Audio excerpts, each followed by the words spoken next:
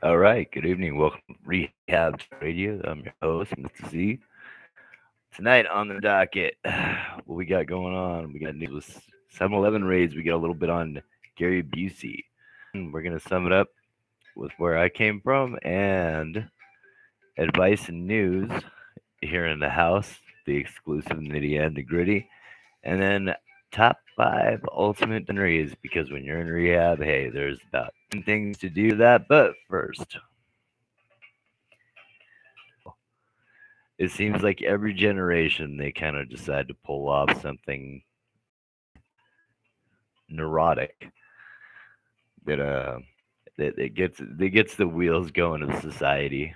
And this one is definitely, I'd have to say, its own little brand of God knows what.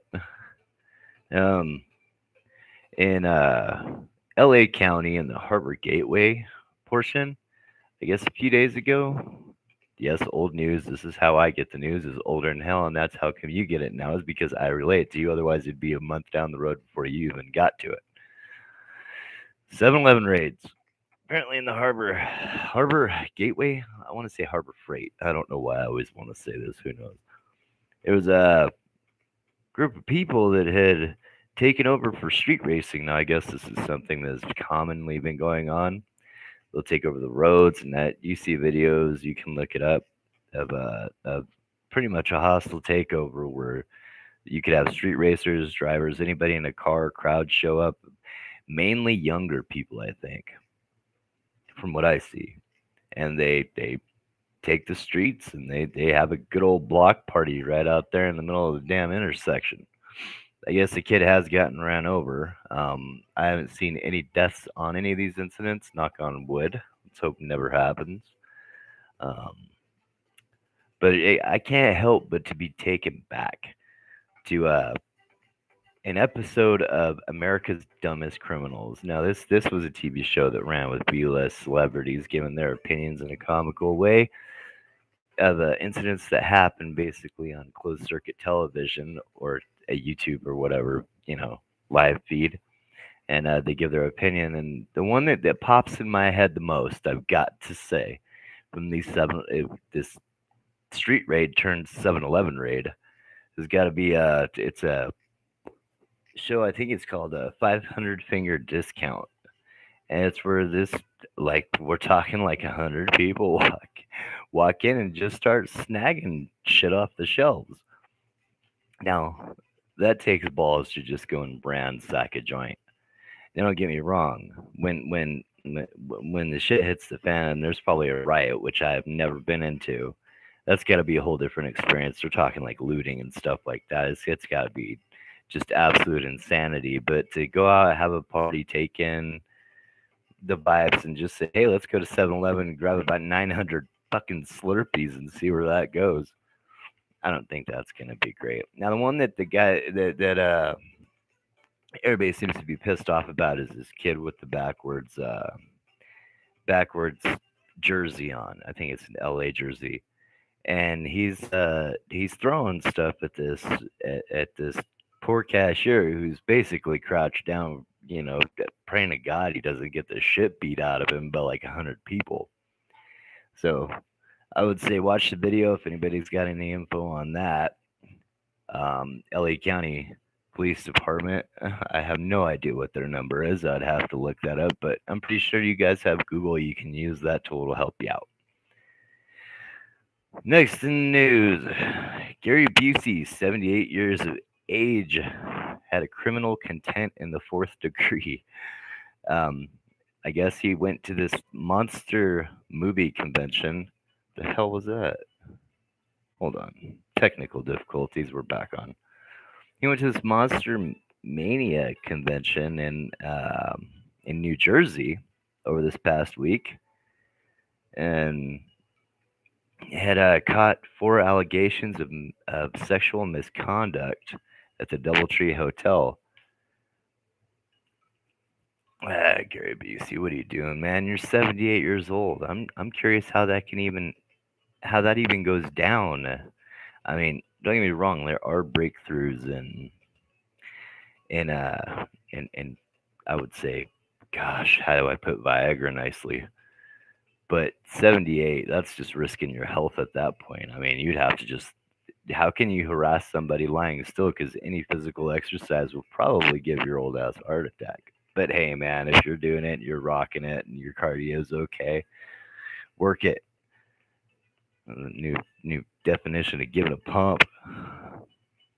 So there is. It's unclear whether or not he is still in Cherry Hill, New Jersey. It apparently happened a few nights ago at the DoubleTree Hotel. Not saying he has not been arrested, and gosh, I should look that up on the commercial break. What the penalty is? I'm pretty sure it's not extremely severe for sexual harassment, depending on what. Now there are some that are good, some that are good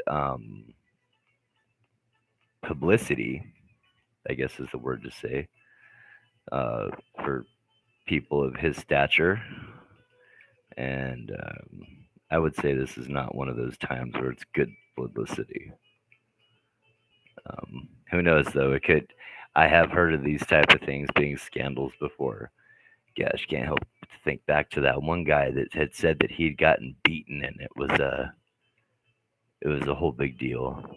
Dave Chappelle had talked about him on the good publicity, but anyway, that could backfire on you. You don't want to go the way of the Weinstein group. Whether or not it is, who knows? I mean, anybody will do anything to catch some publicity nowadays, right? Even starting a ridiculous podcast. No, I'm just joking, guys. Still on the docket. Now, from what I know, is this Monster Mania convention is held every year in Cherry Hill, New Jersey, and I just had the page up. It's a monster mashup, and I guess it's like a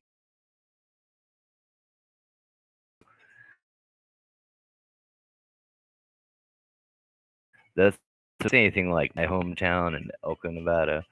These guys go and get all dressed up in their fishnet stockings and lipstick and crazy curly hairdos, and they go and see this movie every damn year. They do this. They head down to the movie theater where there's one movie playing. It's the same damn thing, and it's called the Rocky Horror Picture Show. Now, I've tried to watch this. I've tried. I've epically failed in the matter, and I guess they grab costumes, they get their popcorn, and they get really interactive with this movie. It's amazing how into it that they get. They'll start throwing popcorn at the screen and everything when the lady shows up for the first time. I guess the wife. They start throwing like big old balls of like soaked paper and shit at the screen. They'll start calling her a whore. It's pretty intense. Not an experience I ever in the future intend to have. So, Oko, I'd like to shout out to my friend Mrs. S for helping me out with the sound effects on my last podcast.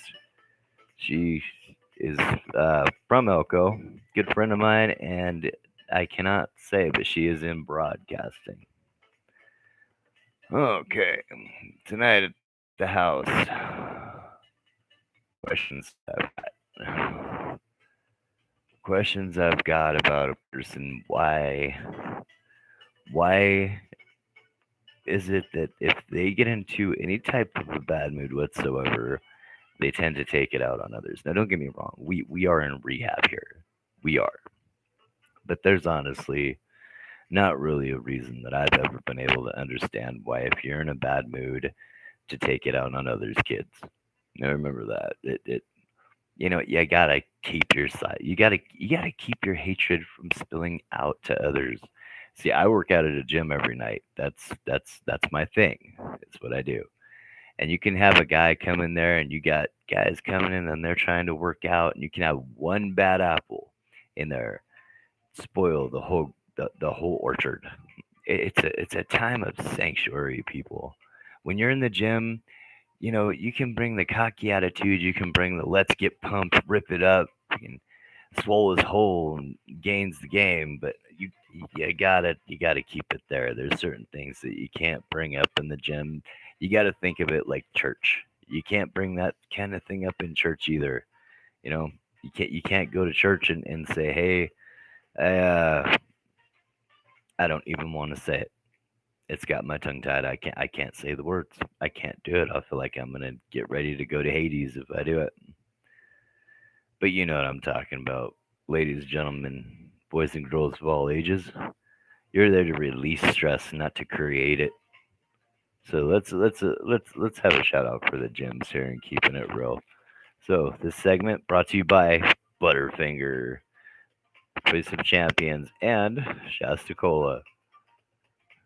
Gosh, I need to come up with a catchphrase for some of these. When you're dying of thirst and in rehab, grab a Shasta. I think that's pretty good. Can't hit the microphone on that one. Let's see here.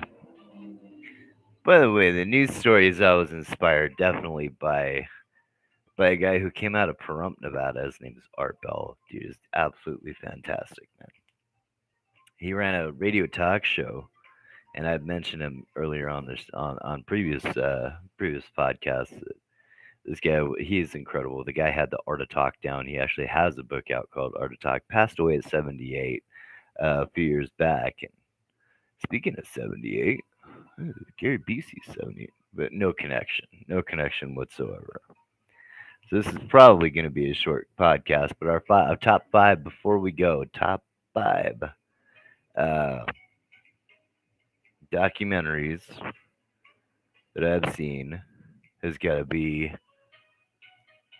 coming in at number five. Would have to be Super Size Me, probably because it is a pioneer of its time.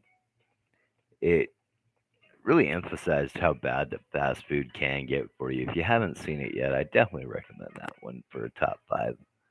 It won't be the best you've ever seen, but Norman Spurlock really brought that to people's attention, and ever since then, supersizing stuff has been a bit of a controversy, and that now they, because of that documentary, it's alleged that they display their their their health fact sheet, I guess is what it's called, on the walls there so that you can see them all. So hey, kudos to anybody that can change the world, especially from a guy that came from a small New York apartment to save all this money to make this happen. And I'm pretty sure that song at the beginning of it, "Take Me Home Tonight." I don't even know who sings that. It says, "Oh, you gonna take me home." Who sings that? I want to say it's not the Who. Definitely not the Who. But if my computer is working a little bit faster, I'll be able to look it up and find it right now. Oh, that red, white light. Is it Queen? I'm gonna say Fat Bottom Girls. Is that what the name of the song is? Fat Bottom Girls. Gotta be Queen. I mean, I just can't think of another band that it could be.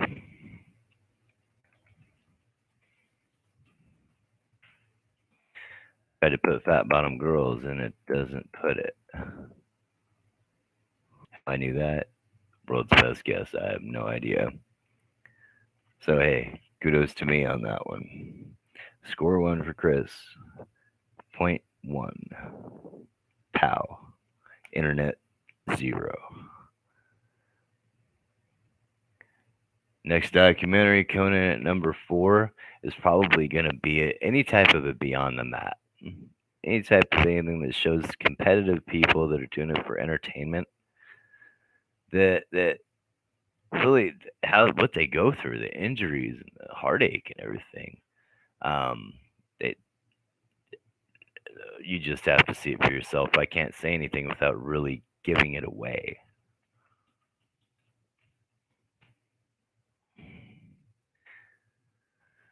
Yeah, it is a pro wrestling documentary.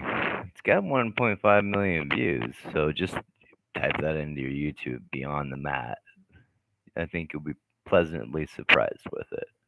Even though I'm not any longer a huge fan of WWF or anything like that. As a little kid, I very much was. It was incredibly awesome.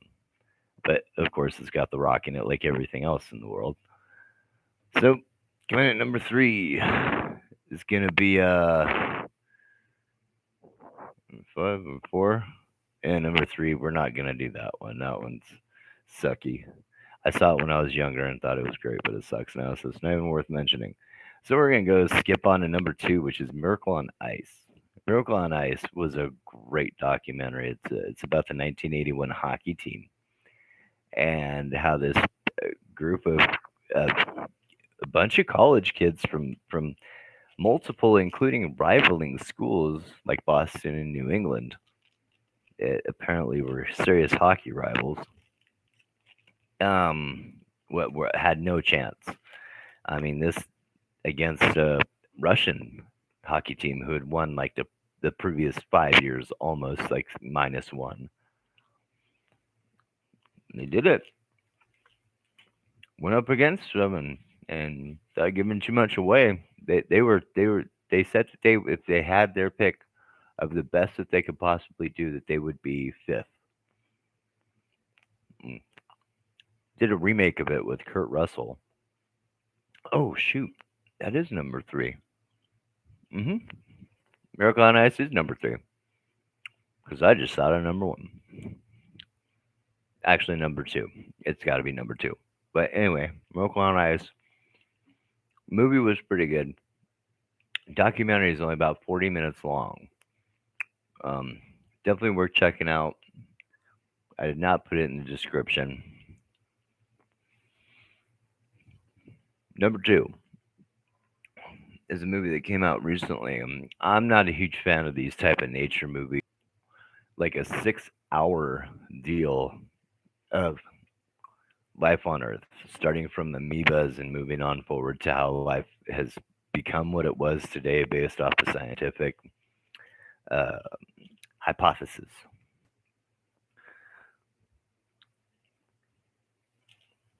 This movie, however, it kind of caught me off. It was pretty good. This movie is called My Octopus Teacher. And it's about a guy that is snorkeling, finds his way off the reef, comes across something that's this weird shape. It's like this shiny shape. And I did not know this about octopuses, but they're very intelligent creatures. So really impressed with just the insight of this guy, how he takes it into his life, how this octopus lived its life. Um, he kind of mimicked in his own sort of what he took away from it. And it really changed him as a human being. Definitely a must see for a top five documentary.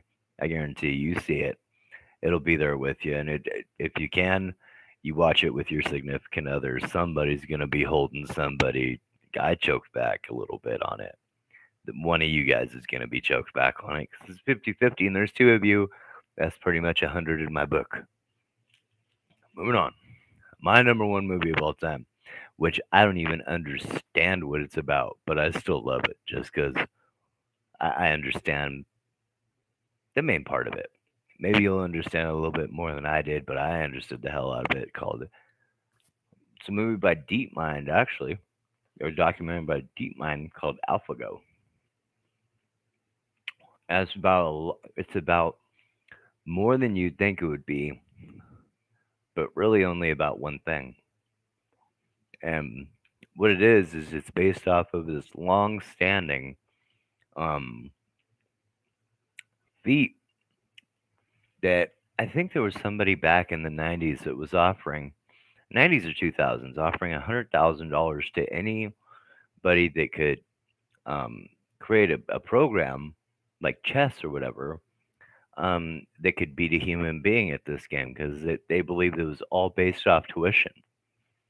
And this game Go is a simple game.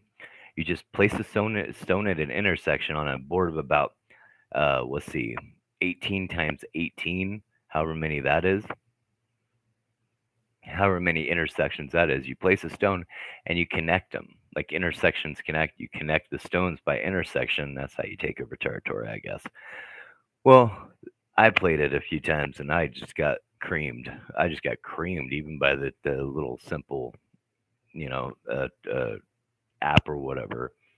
Um, it doesn't show the journey on how they did it. It shows the aftermath of after they did it, and the confluence of what happened past that. It can't ever be mimicked. It can't be recreated. It was a one time deal in human history, and that was it. 'Cause- I mean, I guess there's more variations of this game than there are atoms in the universe, which I can't even begin to comprehend.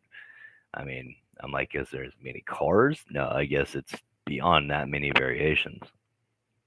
And they grab the. You just got to see it. I can't give too much away. I've got this horrible habit of spoiler alerting left and right. And I try not to do that, but you know how it is. You get bad foot and mouth disease. You got to work on it. Why else would I be in rehab if I wasn't trying to fix myself 100%? Got to. You got to. It's all or nothing. It's ball to the walls, or you can be just one of the guys that are just trying to get through the motions just so they don't go to jail. You know, you could be one of those guys that are here because they have nothing better to do. You can be one of those guys that are here because you're dead lost in life. You can be one of these guys that are trying to get over addiction and don't know what's going to happen after that. I could be one of those guys. I don't know. All I know is I'm trying. That's probably why I'm coming up with the cheesiest podcast you'll ever hear in your life. But hey, I'm keep on doing it. Keep on keeping on. Because I got my little phone here. I've got the computer here. I've got a microphone. I've got commercials that keep appearing on my phone. I got cheesy music.